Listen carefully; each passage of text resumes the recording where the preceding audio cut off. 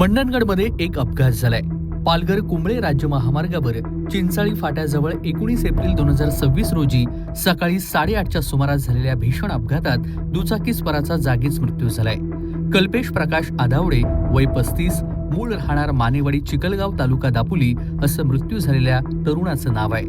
त्यांच्यासोबत मागे बसलेले विलास पांडुरंग मोहिते वय 48, राहणार मानेवाडी चिखलगाव हे या अपघातामध्ये जखमी झाले आहेत. मिळालेल्या माहितीनुसार कल्पेश आदावडे हे आपल्या भावाच्या 21 एप्रिल रोजी होणाऱ्या लग्नासाठी 18 एप्रिलच्या मध्यरात्री विरार येथून स्वतःच्या दुचाकीने गावी निघाले होते.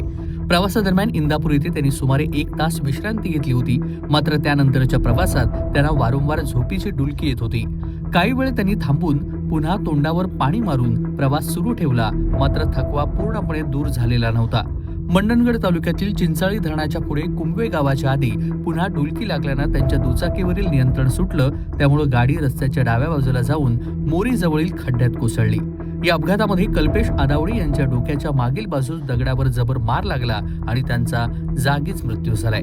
अपघातानंतर स्थानिक नागरिकांनी तत्काळ मदत कार्य करत जखमी विलास मोहिते यांना बाहेर काढलं. त्यांना किरकोळ दुखापत झालेली असून प्राथमिक उपचारानंतर त्यांना घरी सोडण्यात आल्याची माहिती आहे. घटनेची माहिती मिळताच मंडणगड पोलीस घटनास्थळी दाखल झाले आणि पंचनामा करून पुढील तपास सध्या सुरू आहे.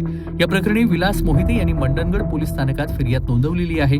फिर्यादीत नमूद केल्याप्रमाणे झोपीची डुलकी येत असतानाही दुचाकी चालवणं आणि सोबतच रस्त्याची परिस्थिती लक्षात न घेता वाहन चालवल्यानं हा अपघात घडल्याचं समोर आलंय.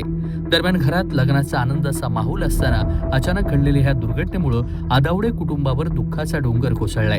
गावात देखील हळहळ व्यक्त होत असून थकवा आणि झोपेच्या अवस्थेत वाहन चालवणं किती धोकादायक ठरू शकतं याची ही घटना पुन्हा एकदा जाणीव करून देणारी ठरली. कोकण कट्टा न्यूज, चिखलगाव, दापोली.